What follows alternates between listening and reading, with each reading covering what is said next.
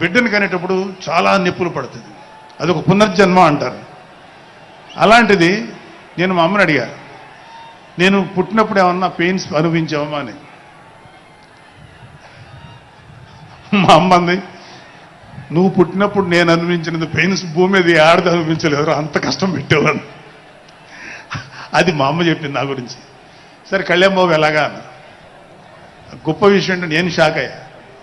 వాడు పుట్టినప్పుడు నాకు పెయిన్ అనేది కొంచెం కూడా తెలియదురా, అలాగా నాకు పెయిన్ లేకుండా పెయిన్ ఇవ్వకుండా పుట్టాడు.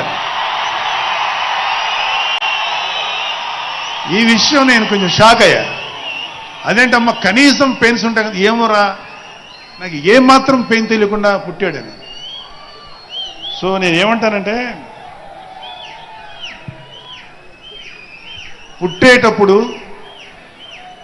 కన్న తల్లికి కూడా ఏమాత్రం నొప్పి బాధ ఇవ్వకుండా పుట్టిన పవన్ కళ్యాణ్ లాంటోడు, అలాంటి నాయకుడు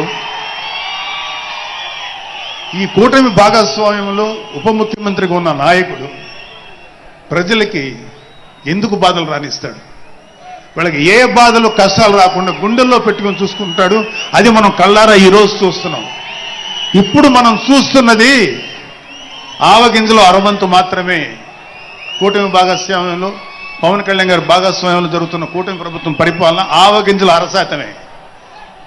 ఇంకా చాలా ఉంది. ఇప్పుడు చూస్తుంది just tip of the iceberg.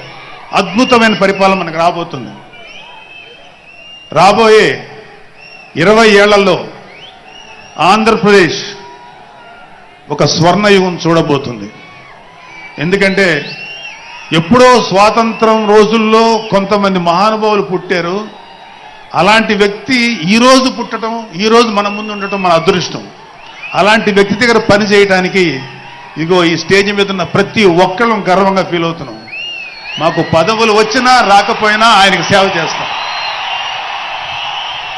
నేనేమంటానంటే, మీరందరూ తెలుసుకోవాల్సింది, మీరు పవన్ కళ్యాణ్ అంత గొప్పవాడు కండి, తప్పులేదు. రాకపోతే అంతగా అవ్వలేకపోతే ఒక గొప్పవాడికి అనుచరుడిగా మారండి, ఏదైనా మంచిదే. నేను ఆ పని చేశాను. రెండో పని, పవన్ కళ్యాణ్ గారు అంత గొప్పగా నేను అయ్యే దమ్ము లేదు, కానీ ఆయనకి అనుచరుడిగా మాత్రం నాకు అవకాశం ఇచ్చారు. అది నేను చాలా సంతోషపడతాను.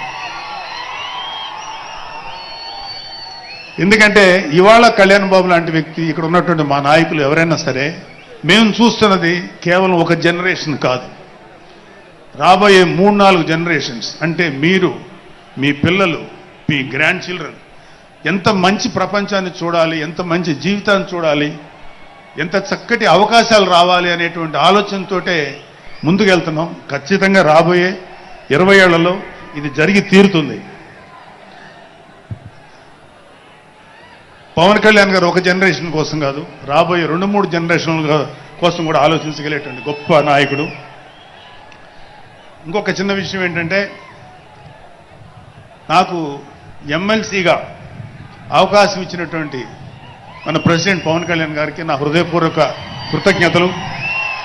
అలాగే నేను ఎమ్మెల్సీ కావటానికి నన్ను ప్రోత్సహించినటువంటి వ్యక్తులు, లేదా నేను ఎమ్మెల్సీగా ఉండాలని కోరుకున్న మీలాంటి ఎంతో అభిమానించే కార్యకర్తలు, అలాగే మా నాయకులు, ఆ రోజు నాకు సపోర్ట్గా వచ్చినటువంటి మా నాయకులందరూ, మనోహర్ గారు, రామకృష్ణ గారు, విష్ణుకుమార్ రాజు గారు, లోకేష్ గారు, వీళ్ళందరూ